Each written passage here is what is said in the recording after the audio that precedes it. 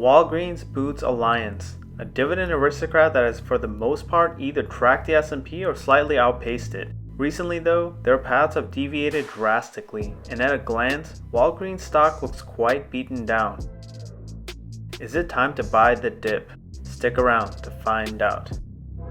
Hey everyone, Stock Ninja here, bringing you a brand new series called Buy the Dip. In this series, we will look into companies that have seen their share price drop either recently or over the years, and see what is driving the stock price lower. We will look to see what, if anything, has changed fundamentally, and if it's actually the time to start buying now. Walgreens is a good company as any to start off with, as I've also been meaning to look into them for quite some time now. Let's get started.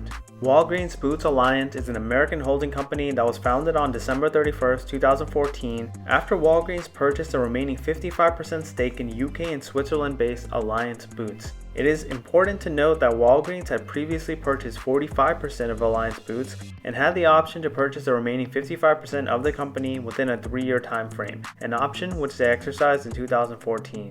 Alliance Boots itself is made up of Alliance Unichem and Boots. Alliance Unichem was founded in November 1997, headquartered in Turkey, and serves pharmacies, doctors, health centers, and hospitals from over 288 distribution centers in 11 countries. Boots, which is a health, beauty, and pharmacy chain based out of the United Kingdom and currently serves territories and countries in Thailand, Norway, Ireland, Netherlands, and Italy, was founded way back in 1849. Looking at the performance of Walgreens stock over the years, we can see that the company hit an all-time high of around $97 per share in July of 2015. Since then, it has been on a steady decline, dropping around 63% over the next 5 years. Walgreens is also about 44.5% down from its 52-week high of around $64.5 per share, which was achieved sometime in November of 2019. That was a depressing part, but looking on the flip side, we can see some very attractive potential upside. If Walgreens were to get back to just its 52-week high, that's a whopping 79% increase from its current share price. Looking even further, if it were to get back to its all-time high from its current share price, that's a very nice 170% potential return. The dividend game for Walgreens has always been strong, being a dividend aristocrat with 44 years of uninterrupted dividend growth and just 6 years shy of being a dividend king. Walgreens pays their dividend quarterly, typically on the months of March, June, September, and December of each year. Walgreens stock currently has a dividend yield of 5.28%, which comes out to an annual payout of $1.87, with a surprisingly low payout ratio of 39.94%. When looking at the chart of the historical dividend yield percentages, we can see that it has been under 2% for the better part of 3 decades, while occasionally skewing to around 3%, but has ballooned up from its normal range drastically, especially this last year. The compound annual growth rate, or CAGR, in the 10-year time span has been quite good, a double-digit 13.63%, but we can see a steady drop-off with the 1-year CAGR at just 3.52%. Overall, I don't expect Walgreens to cut their dividend anytime soon, given they are just 6 years shy of that very lucrative dividend king status that so few companies in the world currently hold. Walgreens' fiscal year runs from September through August each year. Though fiscal year 2020 has ended for Walgreens, their 2020 annual report has not yet been released. So we'll be looking at their 2019 annual report and the 2020 Q3 numbers to get a rough estimate of 2020 overall. In fiscal year 2019, Walgreens generated approximately $136.87 billion in revenue. Not bad at all, as we can see some steady growth, averaging roughly 7% year over year for the last few years. When looking at net income though, we can see a decrease in net income almost every year except in 2018, and a noticeably large drop-off from 2018 to 2019. What's interesting is that Walgreens generated more net income in fiscal year 2015 than it did in fiscal year 2019.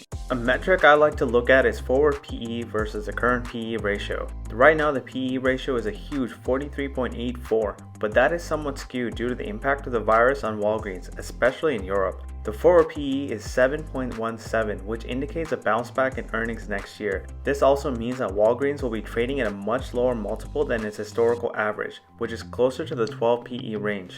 When looking at Walgreens' balance sheet, their assets have been stagnant at best, with minor fluctuations year over year. On the flip side, their total liabilities have gone up slightly over the years, but not by crazy amounts.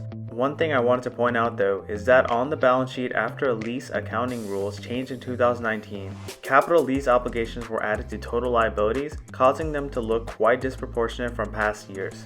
Last thing I wanted to point out about the balance sheet is that shares outstanding have been steadily declining due to Walgreens' aggressive share buyback programs, where they were spending about $5 billion annually in the last few years buying back their own shares. It is important to note that in 2020, due to the uncertainty of the virus, they have halted their buyback program. Walgreens Boots Alliance operates through three main reportable segments: Retail Pharmacy USA, Retail Pharmacy International, and Pharmaceutical Wholesale. The Retail Pharmacy segment sells prescription drugs and an assortment of retail products, including health, wellness, beauty, personal care, consumable, and general merchandise products through its retail drugstores and convenient care clinics. When we look at the Q3 2020 numbers, we see that the Retail Pharmacy USA segment is doing okay this year, with a positive 2.9% increase in sales year to date compared to the same time frame in 2019, but they did see a decrease in gross profits of 5.7%.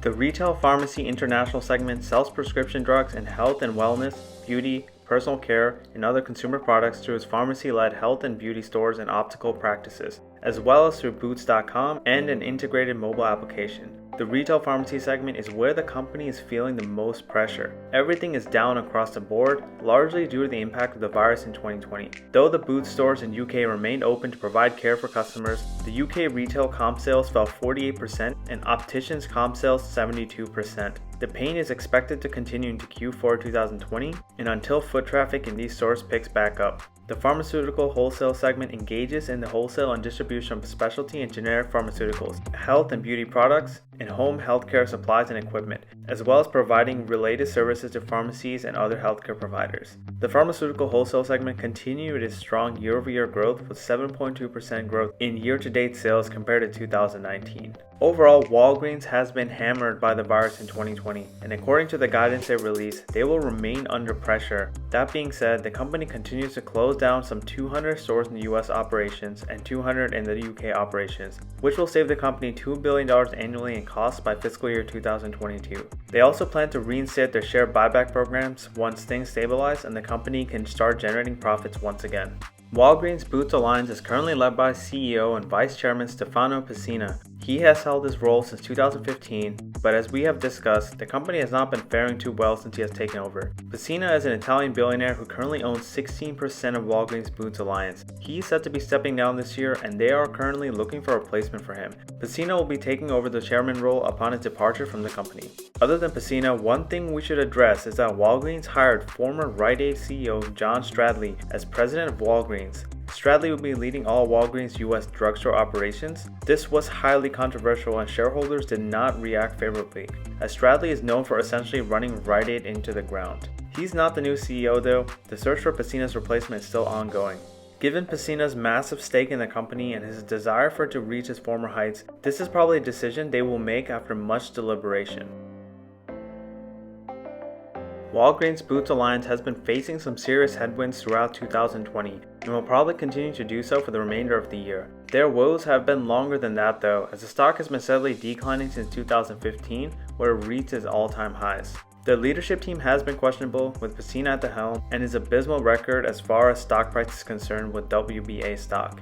Also, their appointment of John Stradley as president of the company and overseer of US operations is very unfavorable with shareholders, and I am personally not a fan of this. That being said, this is currently a very undervalued stock. The balance sheet looks okay, nothing really glaring or problematic. They don't have tons of debt that they cannot cover. The liabilities have also been stable for the last 5 years or so, and I don't think Walgreens is going bankrupt anytime soon. If the company can rebound next year, they will be trading at a much cheaper multiple from previous years. Historically, the stock has traded closer to a 12 PE, but weekends expected closer to a 7 PE, which to me is quite a discount. So what are my plans for Walgreens stock? Honestly, I'm liking this as a value play, but I kind of want to see who they pick for their new CEO. Even though the company isn't growing organically, they do have sufficient free cash flow that they can throw their continuous share buyback program to grow artificially, so to speak. They're also closing down some unprofitable stores, which should help with operating costs.